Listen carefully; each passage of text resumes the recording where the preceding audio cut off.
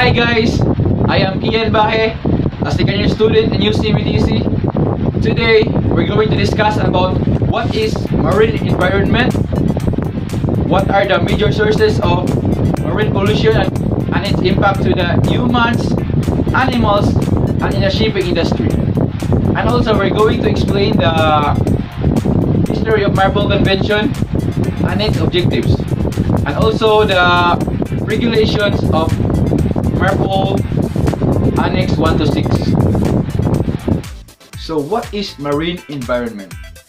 Marine environment means the physical, atmospheric, and biological components, conditions, and factors that interactively determine the productivity, state, conditions, and the quality of the marine ecosystem. This includes the waters of the high seas, the contiguous zone, transitional and intertidal seas, salt marshes, and wetlands within the coastal zone, and on the OCS.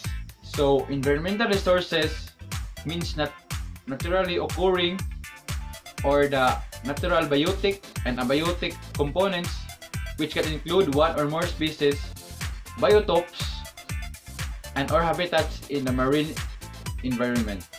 Also, in the marine environment, you can find the fish, the stingrays, shark, swordfish, coral, clams,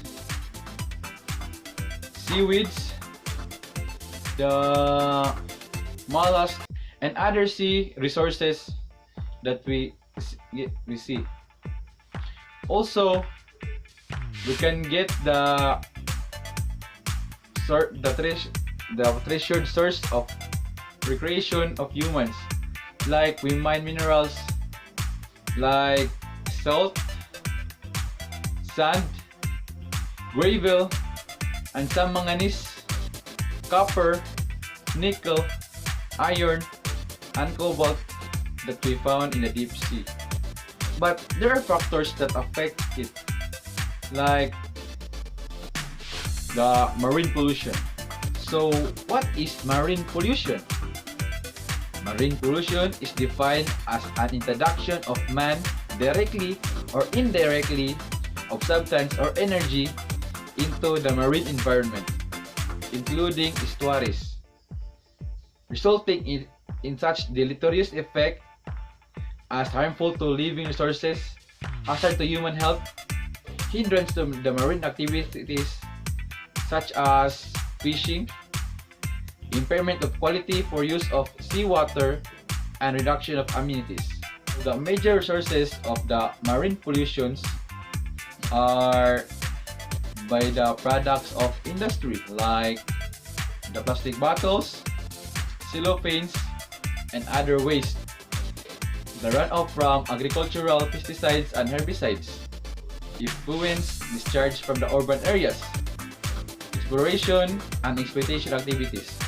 Also, in the shipping industry, it can cause marine pollution, like having ships collision, grounding accidental discharge, operational discharge, tank washing, ballasting or deballasting, machinery upon discharge, and also docking.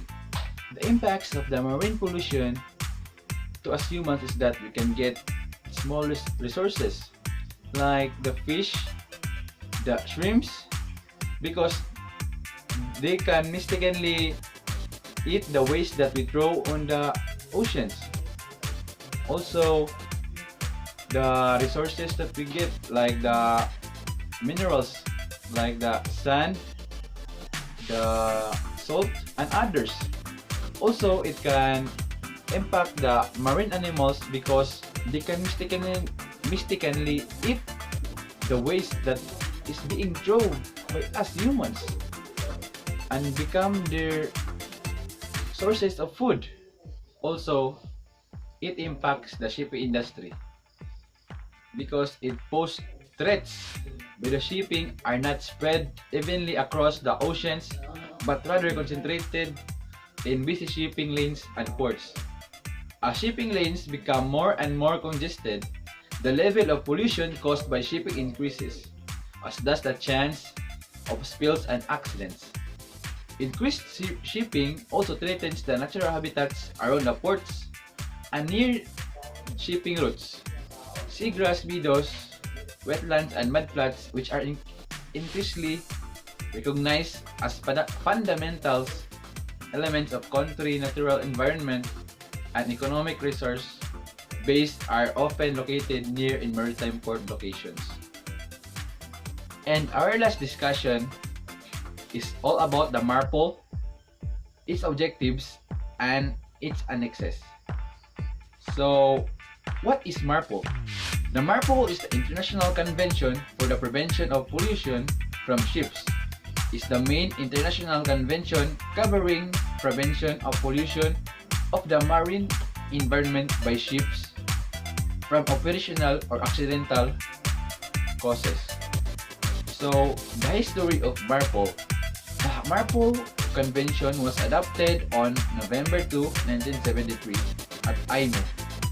The Protocol of 1978 was adopted in response to a spate of tanker accidents in 1976 to 1977.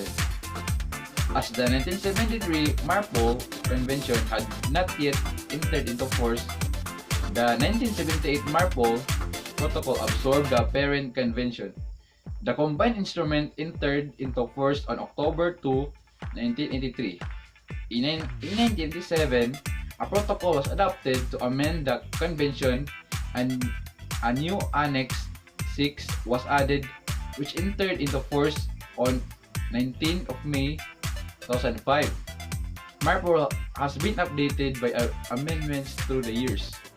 So the objectives of the MARPOL are: it aims at preventing and minimize the pollution from ships, both accidental pollution and that from the routine operation, and that currently includes 6 technical annexes. So there are 6 annexes. So the first annex is the Annex 1, Regulation for the Prevention of Pollution by Oil, entered force on October 2, 1983. Covers prevention of pollution by oil from operational measures as well as from accidental discharge. In the 1992 amendments to the Annex 1 made it mandatory for new oil tankers to have double hulls and brought in a phase in a schedule for existing tankers to fit double hulls, which subsequently revised in 2001 and 2003. So, Annex 2, Regulation for Control of Pollution by Noxious Liquid Substances in Bulk, entered into force October 2, 1983. Details the discharge criteria and measures for the control of pollution by noxious liquid substances carried in bulk. Some 250 substances were evaluated and included in the list appended to the convention.